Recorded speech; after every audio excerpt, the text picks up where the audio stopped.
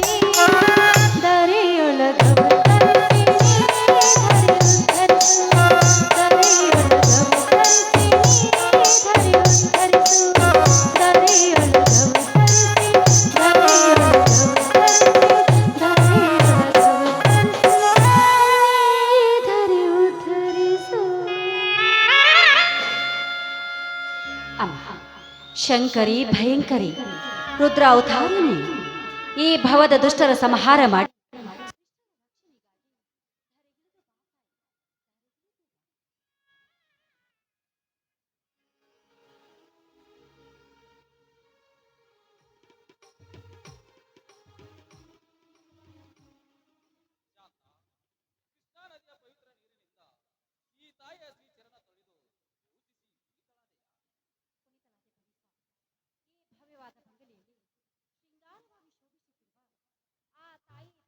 ನಾನು ಧನ್ಯಳಾದೆ. ನೀವು ಕೂಡ ಆ ತಾಯಿಗೆ ನಮಸ್ಕರಿಸಿ ಪಾವನರಾಗಿ. ಆಯ್ತು ಸಂತ.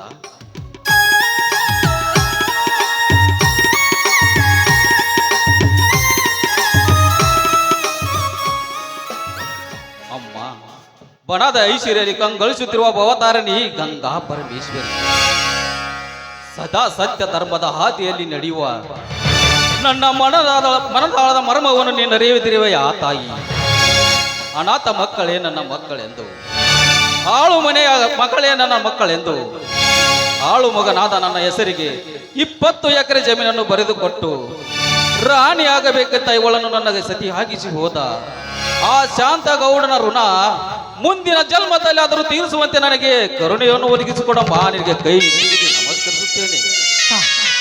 ಸಕಲ ವೈಭೋಗದ ಶ್ರೀಮಂತನ ಮಗಳಾದ ನಾನು ನಿಮ್ಮ ಮಡದಿಯಾಗಿ ಮನೆಗೆ ಬಂದರೂ ಕೂಡ ಪತಿ ಭಕ್ತಿಲಿ ನನಗೆ ಆಸಕ್ತಿ ಸ್ವಲ್ಪ ಜಾಸ್ತಿನೇ ಇದೆ. ಪತಿ ದೇವರು ಅಂತ ನಂಬಿ ನಡೆಯುವುದು ನಾನು. ಆದರೂ ನನ್ನ ತಂದೆ ಮಾತಿನ ಋಣಕ್ಕಾಗಿ ನಿಮ್ಮ ಮನದಾಳದ ಮಾತಿಗೆ ನಾನು ಸೋತು ಹೋಗಿದ್ದೇನೆ. ನಿಮ್ಮ ಮಾತಿಗೆ ನಾನು ಋಣಿಯಾಗಿದ್ದೇನೆ. ನಿಮ್ಮ ಕೈ ಹಿಡಿದ ಈ ನನ್ನ ಜನ್ಮ ಸಾರ್ಥಕವಾಯಿತು ಸ್ವಾಮಿ, ಸಾರ್ಥಕವಾಯಿತು. ಶಾಂತ, ನಾನಿಲ್ಲದಿದ್ದರೆ ಇಲ್ಲಿ ನನ್ನದನ್ನುವುದು ಏನಿದೆ? ನಡೆದಾಡುವ ನಮ್ಮ ಸಿದ್ದೇಶ್ವರ ಶ್ರೀಗಳ ವಾಣಿಯಂತೆ ನಾನು ನನ್ನದನ್ನುವುದು ಎಲ್ಲಿದೆ? ಒಂದು ದಿನ ಹುಟ್ಟಿ ಒಂದು ದಿನ ಸಾಯುವ ಈ ನಶ್ವರ ಶರೀರಕ್ಕೆ ಅದೇಗೆ ಆಸೆ ತಾಪ ಭರಿಸಿಕೊಳ್ಳಬೇಕು? ಕೊಟ್ಟವನಿಗೆ ಮರಳಿ ಕೊಡುವ ಭಾವನೆ ನಮ್ಮಲ್ಲಿಟ್ಟುಕೊಂಡು ಸದಾ ಶಿವನ ನಾಮ ಸ್ಮರಣೆ ಮಾಡುತ್ತಾ ಹೋದರೆ ಒಮ್ಮೆ ಕಂತೆರ ನೋಡಬೇಕಷ್ಟೇ ಈ ಜೀವನದ ರಹಸ್ಯವನ್ನು. ದಿನನಿತ್ಯ ಆ ಶಿವನಿಗಾಗಿ ಸೋಲುವ ಈ ನಿಮ್ಮ ಮುಗ್ಧ ಮನಸ್ಸಿಗೆ ಶಾಂತಿ ನೀಡುವುದಕ್ಕೆ ಓಡಿ ಬರುವನೇ ಆ ಕರುಣಾಸಾಗರ. ಓಡಿ ಬರುವನೆಂದು ಕೇಳುವೆಯಲ್ಲ ಶಾಂತ, ಅದೆಲ್ಲವೋ ಆ ಶಿವನಿಚ್ಛೆ. ಕಷ್ಟ ಬಂದಾಗ ಬಾ ಎಂದು ಕೂಗಿ ಕರೆದರೆ ಅದಾವ ರೂಪದಲ್ಲಿ ಆದರೂ ಬಂದು ಈ ಭಕ್ತರ ಆಶೆಯನ್ನು ಪೂರೈಸುವ ಕರುಣಾಸಾಗರ ಆ ಶಾಂಭವಿಯ ಗಂಡ. ಅಂದು ಸಮುದ್ರ ಮಂಥನ ಕಾಲದಲ್ಲಿ ಕಾರ್ಕೋಟ ವಿಷವನ್ನೇ ಕುಡಿದು ವಿಷಕಂಠನಾದ ದಶಕಂಠನನ್ನು ಸಂಹರಿಸಿದ ನಂತರ ಜೋಡಿ ಶಿವಲಿಂಗವಾಗಿ ಶಿವನಿಂದ ಪೂಜೆಗೊಂಡ ಅವನ ಮಹಿಮೆ ಅಪಾರವಾಗಿದೆ. ಆದರೇನು ಮಾಡುವುದು? ಆದ್ರೆ ಏನು ಮಾಡುವುದಂತ ಯಾಕೆ ರೀತಿ ನಿಟ್ಟುಸಿರು ಹಾಕಿ ಮಾತನಾಡ್ತಿರುವಿರಿ ನೀವು? ಉಸಿರು ಹಾಕಬೇಕಾಗಿದೆ ಶಾಂತ. ನಾನೀಗ ನಾಲಿಗಿಲ್ಲದೆ ಮೂಕರಂತಾಗಿದ್ದೇನೆ. ನಿನಗೆ ತೋರಿಸಬೇಕೆಂದರೆ ಕಣ್ಣಿಲ್ಲದೆ ಕುರುಡನಂತಾಗಿದ್ದೇನೆ. ಆ ನಿಜ ಹೇಳಬೇಕೆಂದರೆ ನನಗೆಲ್ಲವೂ ತಿಳಿದಿದೆ. ಆ ನಿಜದ ಅಂತರಂಗದ ಮರ್ಮ ಬ್ರಹ್ಮ ಬರೆದ ವಿಧಿ ಲಿಖಿತವನ್ನು ತಪ್ಪಿಸೋದಕ್ಕೆ ಯಾರಿಂದಲೂ ಸಾಧ್ಯವಿಲ್ಲ. ನಿಮಗಾದ ಕಷ್ಟವನ್ನು ಸ್ಪಷ್ಟವಾಗಿ ನನ್ನ ಮುಂದೆ ಹೇಳಿಬಿಡಿ. ಯಾಕಂದ್ರೆ ನಾನು ನಿಮ್ಮ ಅರ್ಧಾಂಗಿನಿ ಅಲ್ಲವೇ? ಅರ್ಧಾಂಗಿನಿ ಹೊಸ ಮೊದಲ ಗೀತೆಯಾಗಿ ನನ್ನ ಮನೆ ಪ್ರವೇಶ ಮಾಡಿದ ನೀನು ಪ್ರಥಮ ರಾತ್ರಿಯಿಂದ ಹಿಡಿದು ಅನೇಕ ವರ್ಷಗಳ ಕಾಲದಿಂದಲೂ ನಿನಗೆ ಸುಖವನ್ನೇ ನೀಡದೆ ನನ್ನಂತ ನಾಮರ್ಥ ಯಾರಿದ್ದಾರೆ ಶಾಂತ ಈ ಜಗತ್ತಿನಲ್ಲಿ?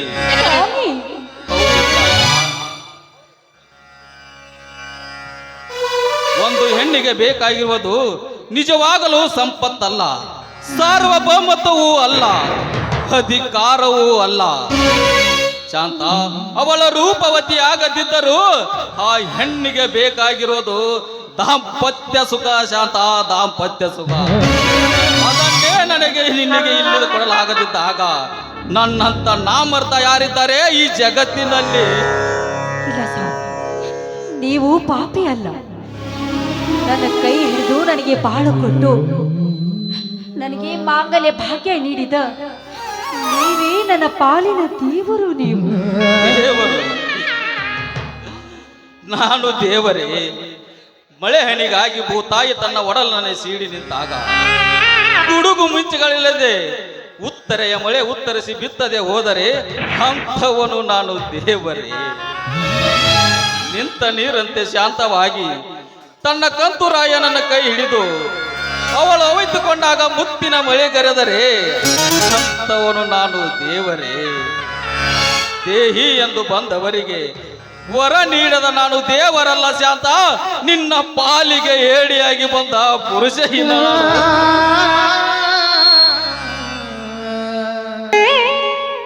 ದಯವಿಟ್ಟು ನನ್ನನ್ನು ಕ್ಷಮಿಸಿ ಬಿಡು. ಕ್ಷಮೆ ಕೇಳುವಂತ ತಪ್ಪನ್ನು ನೀವೇನು ಮಾಡಿಲ್ಲ. ನೀವಾಡುವ ಒಂದೇ ಒಂದು ಮಾತು ನನ್ನ ಪ್ರಾರಬ್ಧ ಕರ್ಮ ಅಷ್ಟೇ. ಪತಿ ಪರದೈವ ನನ್ನ ಪಾಲಿಗೆ.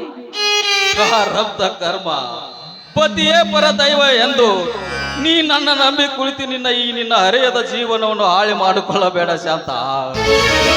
ನಾನೆಷ್ಟೇ ಡಾಕ್ಟರ್ ಸಲಹೆ ಪಡೆದುಕೊಂಡರು ನನ್ನ ಮರ್ಮಾಂಗಕ್ಕೆ ಬಿದ್ದು ಪೆಟ್ಟು ಸುಧಾರಿಸುತ್ತಿಲ್ಲ ಶಾಂತ, ಸುಧಾರಿಸುತ್ತಿಲ್ಲ. ದಯಮಾಡಿ ಈಗ ನೀ ನನ್ನ ಮಾತನ್ನು ಕೇಳು. ಈ ತಾಳಿ ನನಗೆ ಒಪ್ಪಿಸು. ಬೇರೊಬ್ಬ ಗಂಡನನ್ನು ಮಾಡಿಕೋ ಶಾಂತ, ಬೇರೊಬ್ಬ ಗಂಡನನ್ನು ಮಾಡಿಕೋ.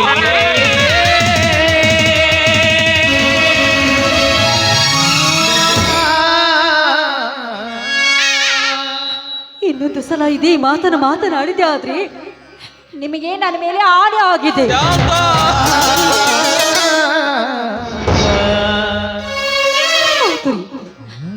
ದುಷ್ಟ ಸ್ಥಿತಿ ಗೌಡನ ದಬ್ಬಾಳಿಕೆಯಿಂದ ನನ್ನ ಹೆತ್ತವರ ಮಾನ ಮರ್ಯಾದೆಗೆ ಹೆದರಿ ಹೆಣ್ಣಿಗೆ ಶೀಲವೇ ಸಿಂಗಾರವೆಂದು ಸತ್ತಾಗ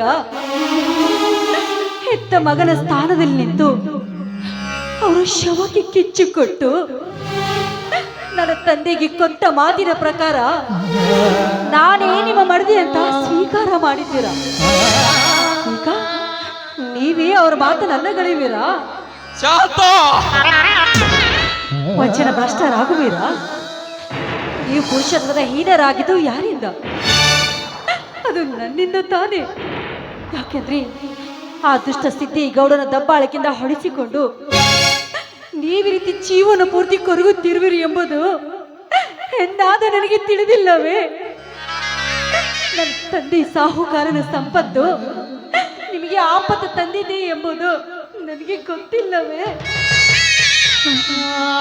ಬೇಡ ಶಾಂತ, ಬೇಡ. ನನಗಾಗಿ, ನನ್ನ ಹೆತ್ತವರ ಮಾತಿಗಾಗಿ ಈ ನಿಮ್ಮ ಜೀವನವೇ ನರಕವಾಗಿದೆ ಅಂತ ಗೊತ್ತಿದ್ರು ಕೂಡ ನಿಮ್ಮನ್ನು ಮರೆತು, ನಿಮ್ಮ ತ್ಯಾಗವನ್ನು ಮರೆತು, ಈ ಮಾಂಗಲ್ಯವನ್ನು ಮರೆತು ನನ್ನ ಸುಖಕ್ಕಾಗಿ ಇನ್ನೊಂದು ಮದುವೆ ಮಾಡಿಕೊಂಡು ನಾನು ಸುಖವಾಗಿ ಜೀವನ ಸಾಗಿಸಿದ್ರಿ ಆ ದೇವರಾದರೂ ನನ್ನನ್ನು ಮೆಚ್ಚುವನೇ? ಸಾಧ್ಯವಿಲ್ಲ ಸ್ವಾಮಿ, ಸಾಧ್ಯವಿಲ್ಲ. ನಿಮ್ಮ ಹೊರತು ಬೇರೊಬ್ಬ ಗಂಡ ನನಗೆ ಬೇಕಾಗಿಲ್ಲ. ನಿಮ್ಮ ಪುರುಷತ್ವದ ಸೋಲೆ ನನಗೆ ಕಾಮದ ಸೋಲು. ಈ ನಿಮ್ಮ ತ್ಯಾಗಕ್ಕೆ ನಾನು ಸದಾ ಸಿದ್ಧಳಾಗಿರುತ್ತೇನೆ. ಈ ಮಾತನ್ನು ನಿಮ್ಮ ಪಾದ ಸಾಕ್ಷಿಯಾಗಿ ಹೇಳುವೆ. ಶಾಂತ, ಶಾಂತ, ಎಂತ ಕಠೋರವಾದ ಮಾತನಾಡಿ ಬಿಟ್ಟೆಯೇ ನೀನು. ಈ ಕಾಲ ಕಲಿಕೆಯ ಕಾಲ, ತಿರುವು ಮುರುವಿನ ಕಾಲ, ಮಾತು ಮರೆತು ಹೋಗುವ ಕಾಲ. ತನ್ನ ಮಗಳನ್ನೇ ಮೋಹಕ ರೂಪದಲ್ಲಿ ಕಾಣುವ ಈ ಕಲಿಕಾಲದಲ್ಲಿ ಅದು ನಿನ್ನಿಂದ ಸಾಧ್ಯವೇ? ಸಾಧ್ಯವಾಗದನ್ನು ಸಾಧಿಸಿ ತೋರಿಸುವುದೇ ನಿಜವಾದ ಹೆಣ್ಣಿನ ಧರ್ಮ. ಇದಕ್ಕೆ ಆ ಗಂಗಾ ಪರಮೇಶ್ವರಿ ಸಾಕ್ಷಿ, ಆ ಮಾರುತೇಶ್ವರಿ ಸಾಕ್ಷಿ. ಹಾಗಾದರೆ ನನ್ನ ಪುರುಷೋತ್ತಮ ಸುಧಾರಿಸುವವರೆಗೂ ಈ ವಿಷಯ ನಮ್ಮಿಬ್ಬರ ಹೊರತು ಬೇರೊಬ್ಬರಿಗೆ ಗೊತ್ತಾಗಬಾರದು. ಯಾಕಂದರೆ ಪರಸ್ತ್ರೀಯರನ್ನು ಕಣ್ಣೆತ್ತಿ ನೋಡುವ ಈ ಅಸುರ ಸಮಾಜದಲ್ಲಿ ನೀನು ಸುರರ ಸುಮಂಗಲಿಯಾಗಿ ಬಾಳುವಿನೆಂದು ನನಗೆ ಮಾತು ಕೊಡು. ಸತ್ಯವಾದ ಮಾತನ್ನು ಕೇಳಿದೆ. ಸತ್ಯವಾದ ಸಾವಿತ್ರಿ ಯಮನಿಂದ ವರವನ್ನು ಪಡೆದುಕೊಂಡಂತೆ ಒಂದು ಹೆಣ್ಣಿಗೆ ಅತ್ಯಮೂಲ್ಯವಾದ ವಸ್ತು ಎಂದರೆ ಹೆಣ್ಣಿಗೆ ಶೀಲವೇ ಶೃಂಗಾರ, ಹೆಣ್ಣಿಗೆ ಶೀಲವೇ ಶೃಂಗಾರ. ನಿಮ್ಮ ಮಾತಿನಂತೆ ನಡೆಯದೆ ಹೋದ್ರೆ ನಾನು ನಿಮ್ಮ ಸತಿನೇ ಅಲ್ಲ. ಈ ಮಾತನ್ನು ಇನ್ನೊಮ್ಮೆ ನಿಮ್ಮ ಪಾದ ಸಾಕ್ಷಿಯಾಗಿ ಹೇಳುವೆ.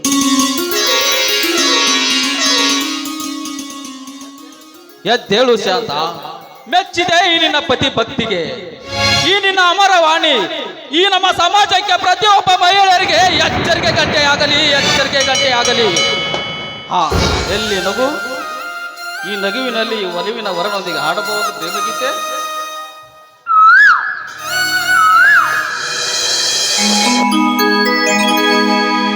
ಕಾರೇಶು ದಾಸಿ ಕರಣೇಶು ಮಂತ್ರಿ ಭುಜೇಶು ಮಾತಾ ಕ್ಷಮಯಾ ಧರಿತ್ರಿ ಶಯನೇಶ್ವರಂಭಾ ಶಯನೇಶ್ವರಂಭಾ.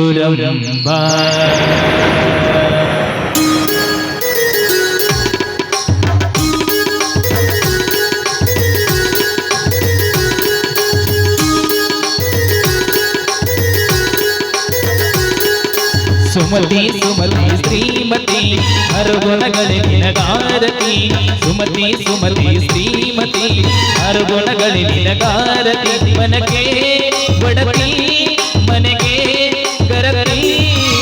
ಸುಮತಿ ಸುಮತಿ ಶ್ರೀಮತಿ ಹರಗುಣಗಳೇ ನಿನಗಾರತಿ. ಮನಕೆ ಬಡತಿ ಮನೆಗೆ ಗರತಿ. ಸುಮತಿ ಸುಮತಿ ಶ್ರೀಮತಿ ಹರಗುಣಗಳೇ ನಿನಗಾರತಿ.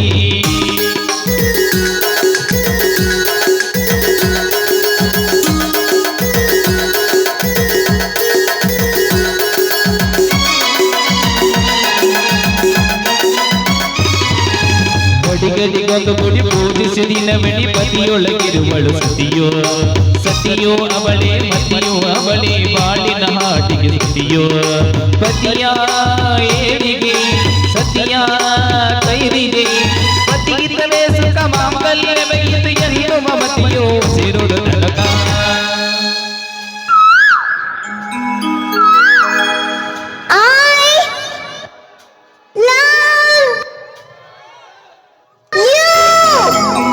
ಸುಮತಿ ಸುಮತಿ ಶ್ರೀಮತಿ ಹರಗುಣಗಳೇ ನಿನಗಾರತಿ ಮನೆಗೆ ಒಡತಿ ಮನೆಗೆ ಬರತಿ ಸುಮತಿ ಸುಮತಿ ಶ್ರೀಮತಿ ಹರಗುಣಗಳೇ ನಿನಗಾರತಿ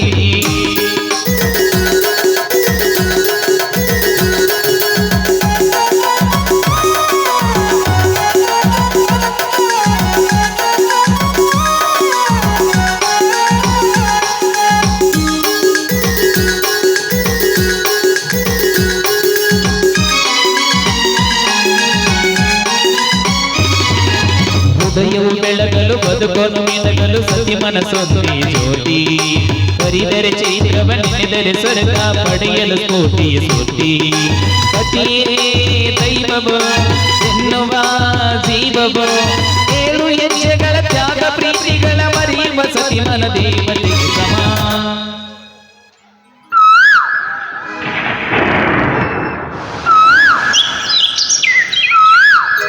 ಕಳ್ಳಿ ಸುಮತಿ ಸುಮತಿ ಶ್ರೀಮತಿ ಹರಗುಣಗಳೇ ನಿನಗಾರತಿ ಮನೆಗೆ ಗರತಿ ಮನೆಗೆ ಒಡತಿ ಲಲ